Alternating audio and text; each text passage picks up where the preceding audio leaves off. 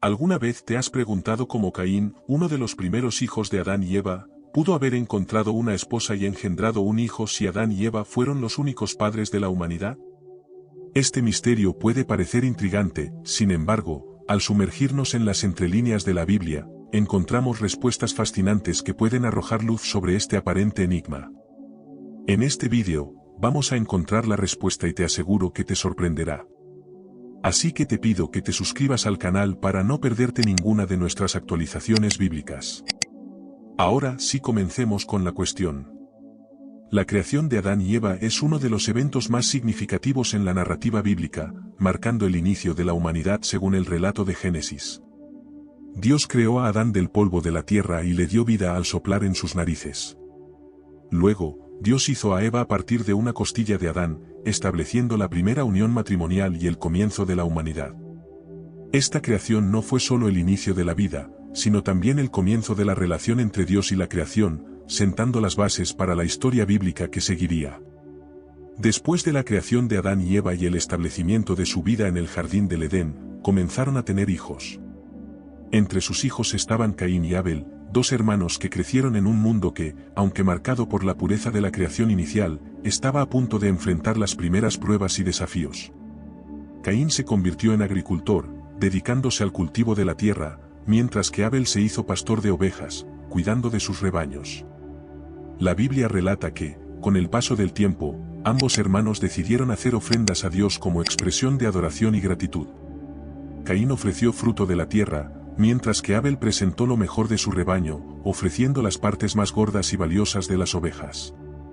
Este acto de devoción fue realizado con un corazón sincero, reflejando la excelencia y dedicación de Abel hacia Dios. Sin embargo, el Señor miró con favor la ofrenda de Abel, pero no aceptó la de Caín. La razón exacta para esta diferencia no se detalla en la Biblia, pero se interpreta como una cuestión de actitud y calidad del presente ofrecido. La ofrenda de Abel se consideraba más significativa porque había ofrecido lo mejor de lo que poseía, mientras que la de Caín no era tan destacada. Esta aceptación y rechazo de las ofrendas generaron un profundo descontento y enojo en Caín, sintiendo frustración y desmoralización. Caín no solo se abatió, sino que su ira se transformó en envidia y rencor contra su hermano Abel. Dios percibió la turbulencia emocional de Caín y le advirtió sobre el peligro que representaba su sentimiento de enojo. Le alertó que el pecado estaba a la puerta y que Caín necesitaba dominar sus sentimientos para no sucumbir a la tentación. La advertencia divina buscaba prevenir que Caín se entregara al pecado, ofreciendo una oportunidad de arrepentimiento y cambio. Desafiado por la ira y la envidia, Caín invitó a Abel a ir al campo en un ambiente aislado, lejos de la presencia de otros. La tensión entre los hermanos escaló, y Caín, consumido por la ira y la envidia, atacó a Abel, matándolo. Este acto de violencia marcó la primera muerte registrada en la historia de la humanidad y trajo una nueva dimensión de pecado y sufrimiento al mundo creado por Dios. Después del asesinato, Dios confrontó a Caín y le preguntó por el paradero de Abel. Caín, intentando ocultar su crimen, respondió con indiferencia: no sé. ¿Acaso soy yo el guardián de mi hermano? La respuesta de Caín no solo demostró su intento de escapar de las consecuencias de su acto, sino que también reveló su falta de arrepentimiento y responsabilidad. Dios, conociendo la verdad, le reveló a Caín las consecuencias de su acto. Sería maldecido y se convertiría en un errante en la tierra, incapaz de cultivar la tierra que antes había sido su sustento.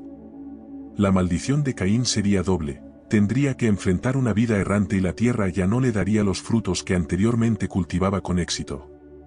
La respuesta de Caín a la maldición de Dios revela su angustia y miedo por el futuro, expresando su preocupación de que estaría destinado a vagar sin propósito y sin protección, temiendo que alguien pudiera encontrarlo y vengar la muerte de Abel. En respuesta a la preocupación de Caín, Dios lo marcó con una señal. Esta señal tenía el propósito de proteger a Caín de cualquier venganza que pudiera buscarse contra él. La señal de Caín, aunque no se describe en detalle en la Biblia, servía para garantizar que no fuera asesinado por otros a pesar de su maldición. Después de esta interacción con Dios, Caín se apartó de la presencia divina y se estableció en la tierra de Nod, al este del Edén. La Biblia menciona entonces que Caín conoció a su esposa, con quien tuvo un hijo, Enoc. Además, el versículo destaca que Caín construyó una ciudad y la nombró en honor a su hijo Enoc. La construcción de la ciudad es un hito significativo en la narrativa, representando el inicio del establecimiento de comunidades humanas. Sin embargo, es aquí donde comienzan a surgir dudas. El texto no proporciona detalles explícitos sobre cómo o con quién Caín se casó en el versículo 17. Solo se nos informa que Caín conoció a su mujer, lo que sugiere la posibilidad de que existieran otros seres humanos en la época de Caín, además de Adán, Eva, Caín y Abel. Esta interpretación busca llenar los vacíos en la narrativa bíblica y abordar cuestiones relacionadas con la expansión de la población humana. El temor de Caín a ser asesinado por otras personas y la marca de Dios, según se describe en la Biblia, son aspectos que plantean preguntas significativas sobre la presencia de otros seres humanos, además de Adán y Eva, en Génesis 4 y 14. Caín dice: «He aquí, me echas hoy de la faz de la tierra, y de tu presencia me esconderé, y seré errante y fugitivo en la tierra, y cualquiera que me hallare, me matará». Este temor es intrigante, ya que parece indicar la existencia de una población lo suficientemente significativa como para que Caín estuviera preocupado por la posibilidad de ser encontrado y castigado por un grupo de individuos. En el siguiente versículo, la Biblia menciona: «Y le respondió el Señor, no será así. Cualquiera que mate a Caín, 7 veces será vengado». Entonces, el Señor puso una señal en Caín para que no lo matase cualquiera que lo hallara. Estas evidencias nos ayudan a entender que, en el contexto de la narrativa bíblica, la tierra ya podría haber estado habitada por una población más amplia, además de la familia de Adán y Eva. La preocupación de Caín por la posibilidad de ser encontrado y la intervención divina para protegerlo indican una presencia humana más allá de los personajes centrales de la historia, sugiriendo una población significativa y distribuida que coexistía. Esto sugiere que, además de la familia de Adán y Eva, Dios podría haber creado a otros seres humanos de manera independiente. Los defensores de esta teoría argumentan que, para explicar la rápida multiplicación de la población humana descrita en la Biblia, sería necesario un número significativo de individuos, algo que sería difícil de alcanzar solo con los hijos e hijas de Adán y Eva. Esta interpretación busca reconciliar la narrativa bíblica con las evidencias arqueológicas y antropológicas que indican la presencia de comunidades humanas más extensas en la antigüedad. Tales evidencias, como la existencia de sociedades complejas y vestigios de habitación humana datados en periodos tempranos, parecen sugerir un escenario poblacional más amplio. No obstante, es crucial notar que esta sigue siendo especulativa y no está explícitamente respaldada por el texto bíblico. La narrativa de Génesis se centra en la historia de la familia de Adán y Eva, sin hacer mención directa a otros grupos humanos contemporáneos. La Biblia no ofrece detalles adicionales sobre la creación de seres humanos fuera del ámbito de la familia primordial, limitando la discusión a un relato más enfocado y específico. Por lo tanto, aunque esta teoría intenta alinear la narrativa bíblica con descubrimientos científicos, no está confirmada por el texto sagrado y sigue siendo una hipótesis debatida entre estudiosos y teólogos. Por otro lado, la teoría más aceptada es que Caín podría haberse casado con una hermana o sobrina, basándose en las prácticas culturales y en el contexto de la época descritos en la narrativa bíblica. La Biblia en Génesis no especifica que Adán y Eva solo tuvieran a Caín y Abel.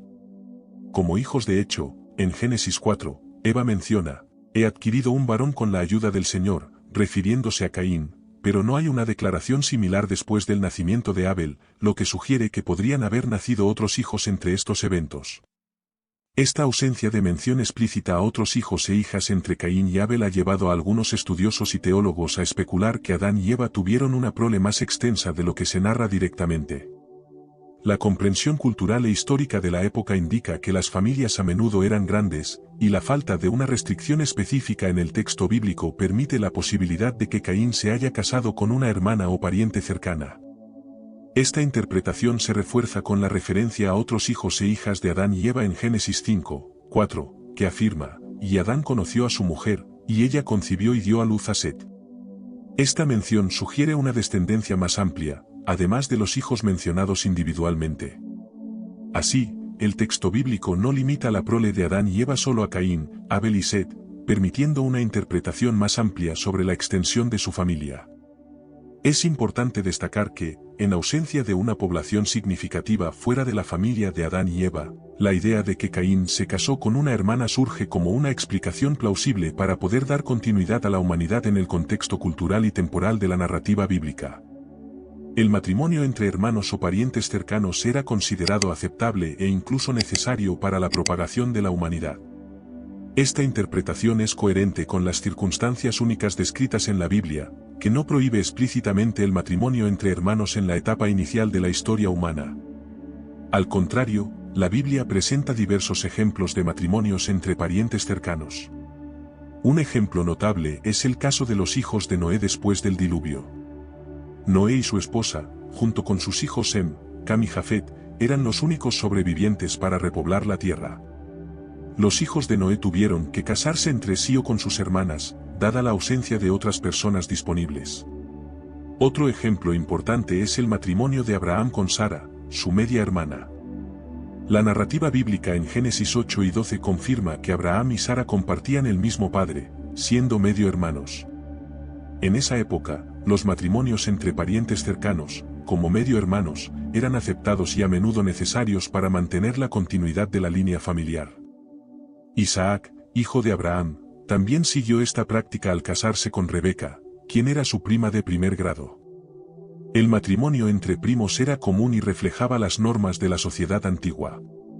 De igual manera, Jacob, nieto de Abraham, se casó con sus primas Lea y Raquel. Estos matrimonios, aunque hoy puedan parecer inusuales, eran normas establecidas en la cultura y el contexto histórico de la época.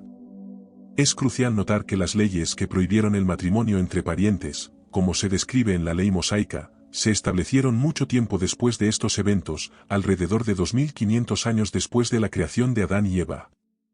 Estas leyes, que forman parte de la alianza dada a Moisés, establecieron estándares éticos y sociales más restrictivos, reflejando la evolución de las normas culturales y la necesidad de mantener la salud genética y el orden social en una sociedad más compleja. La narrativa bíblica se centra frecuentemente en la historia de Caín y dos de los hijos más conocidos de Adán y Eva. Es interesante cómo las tradiciones judías y cristianas, en muchas ocasiones, tienden a dejar de lado las historias de personajes secundarios, dando más destaque a las narrativas más dramáticas.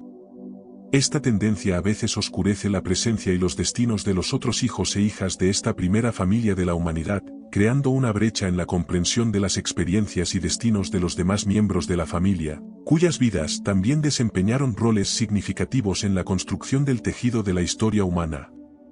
A pesar de que la Biblia en Génesis 5:4 menciona que Adán y Eva tuvieron otros hijos e hijas además de Caín y Abel, parece que la ausencia de nombres específicos en la Biblia para estas hijas contribuye a que sus historias sean marginadas, manteniéndolas en el anonimato, mientras Caín y Abel asumen roles centralizados. Por otro lado, es perfectamente comprensible que la Biblia no pueda abordar la vida de todos los personajes, es prácticamente imposible describir la vastedad de información desde la creación del mundo hasta el fin de los tiempos en un solo libro. En este sentido, surgieron libros secundarios como el Libro de los Jubileos, que, aunque no es ampliamente reconocido, emerge como una fuente alternativa que explora detalles sobre algunas figuras menos conocidas, incluidas las hijas de Adán y Eva. Estos personajes olvidados, por así decirlo, proporcionan una perspectiva más amplia sobre la extensa descendencia de la primera pareja. Sin embargo, es fundamental destacar que el Libro de los Jubileos es considerado apócrifo, es decir, no forma parte oficial del canon de la Biblia judía o cristiana en términos simples.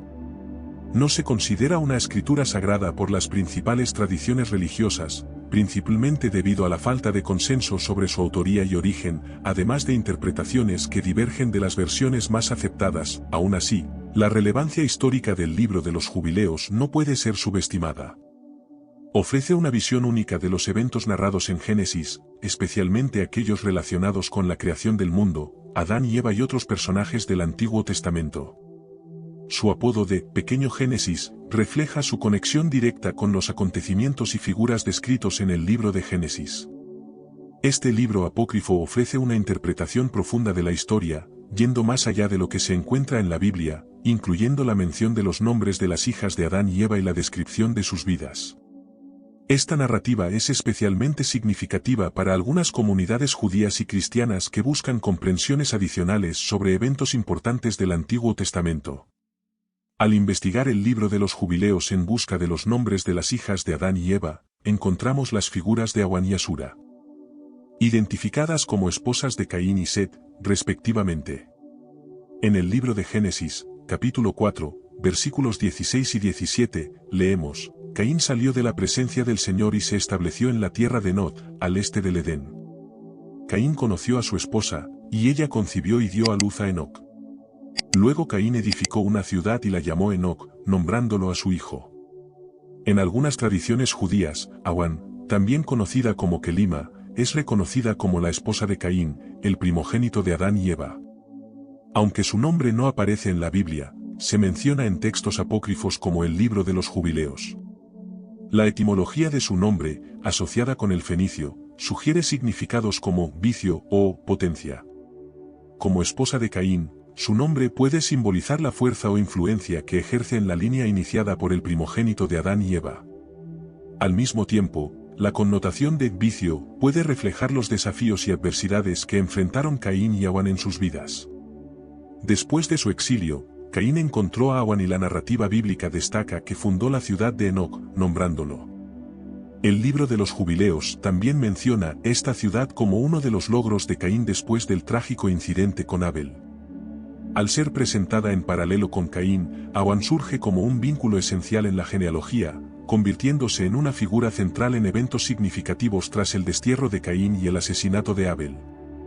Aunque es cierto que los textos de la Biblia Sagrada no identifican a la esposa de Caín ni revelan su origen, al recorrer Génesis hasta el momento del destierro de Caín y su encuentro con la mencionada mujer, se citan pocos personajes, incluyendo a Adán, Eva y sus hermanos Abel y Set.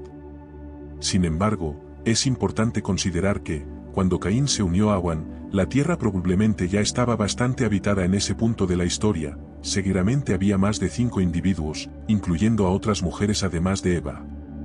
Algunas sugerencias indican que la esposa de Caín podría ser una sobrina suya, hija de Set. Esta idea se basa en el largo periodo desde el exilio de Caín en la tierra de Nod hasta su encuentro con Awan. Algunos teólogos admiten que este lapso de tiempo duró cerca de 300 años. Durante este intervalo, se estima que el número de hijos e hijas de Adán superaba los 50, de igual manera, el número de hijos de Set superaba los 20, según la Biblia. Otro aspecto intrigante de las primeras generaciones es la impresionante longevidad de los personajes antediluvianos. Estos patriarcas vivieron vidas extraordinariamente largas, desafiando nuestras nociones modernas sobre la duración de la vida humana. Este fenómeno es particularmente evidente en las genealogías descritas en el libro de Génesis, donde vemos figuras como Adán, Set y Matusalén viviendo por cientos de años. La vida de estos personajes ofrece un vistazo fascinante a las condiciones y posibilidades de la antigüedad bíblica. Adán, el primer hombre, vivió 930 años según Génesis 5:5. Su hijo Set, que nació después de la muerte de Abel y fue una figura crucial en la continuación de la línea humana, vivió 912 años, Génesis 5:8. Enos, nieto de Adán, vivió 905 años, Génesis 5 y 11.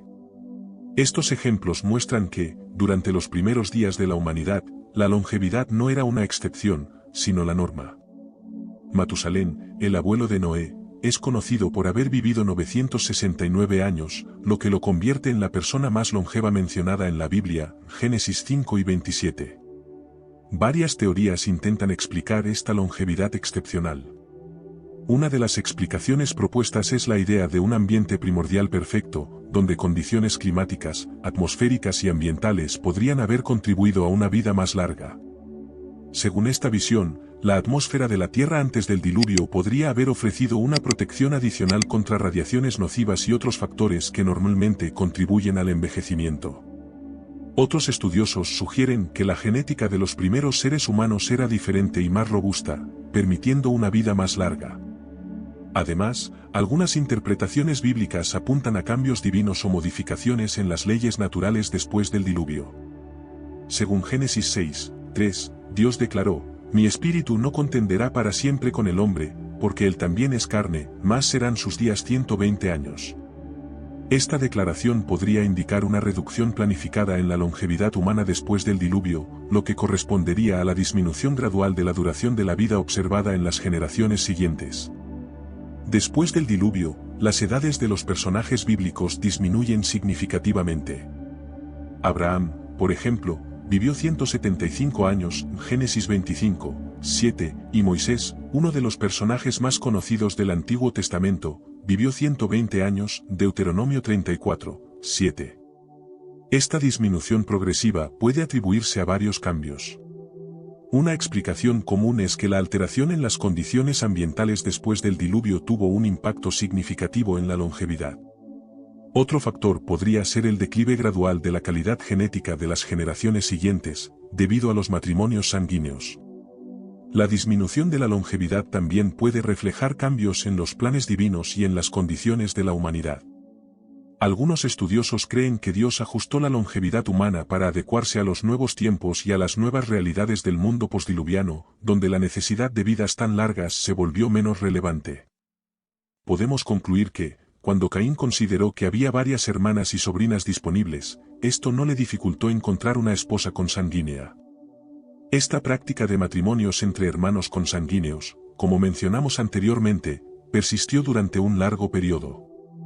Solo con el aumento significativo de la población, las relaciones sexuales entre parientes cercanos fueron prohibidas con el objetivo de prevenir consecuencias negativas, como el riesgo de defectos genéticos y problemas de salud derivados del apareamiento consanguíneo. La Biblia deja claro que toda la raza humana desciende de Adán y Eva, y cualquier teoría contraria carece de fundamento bíblico. Como está expresado en Hechos 5 y 26, de un solo hombre hizo todas las naciones del mundo, para que habitaran sobre toda la faz de la tierra, y determinó los tiempos preestablecidos y los límites de su habitación. Esta perspectiva aclara la dinámica de las relaciones en esa época y la formación de la humanidad a partir de una única pareja original. La otra hija de Adán y Eva, detallada en el libro de los Jubileos, conocida como Asura, es reconocida como la esposa de Set, el tercer hijo de Adán y Eva. Su asociación simbólica con el cielo azul o lápiz luli insinúa una pureza celestial, y su nombre es un reflejo de la singularidad que representa en la narrativa.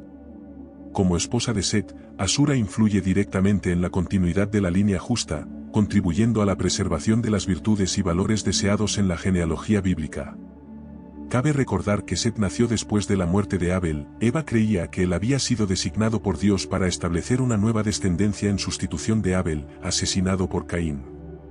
Según estas tradiciones, Asura fue inicialmente la esposa de Abel y quedó viuda tras la muerte de este. Poco después se casó con Set.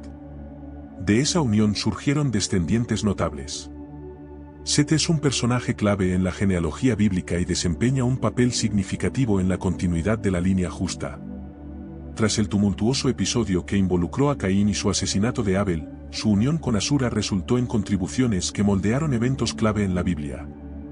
Entre los hijos de Set destaca Enos, cuyo nombre significa hombre frágil.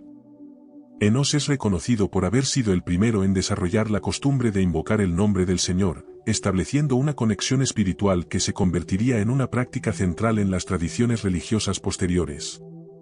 Además de Enos, Enoc, hijo de Set, figura como una de las personalidades notables de esta línea. Enoc es conocido por su excepcional cercanía con Dios, al punto de caminar con Dios según el relato bíblico. Su vida de rectitud y comunión directa con lo divino destaca como una contribución singular, representando un ejemplo de devoción que trascendió su época. Debido a estos factores, Enoc fue uno de los únicos seres humanos que no experimentó la muerte, sino que fue llevado directamente a Dios.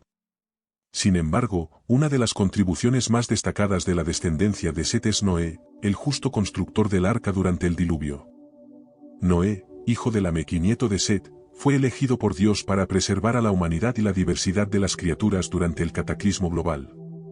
Su obediencia y fe, registradas en la narrativa del diluvio, delinean la importancia de la línea de Set en la realización de los planes divinos para la redención de la humanidad.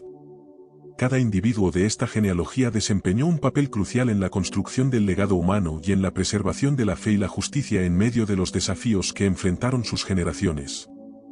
Las tradiciones religiosas, especialmente al explorar las genealogías de Caín y Abel en contraste con Set y Asura, ofrecen una intrigante dualidad en la condición humana, expresada a través de elecciones morales y espirituales.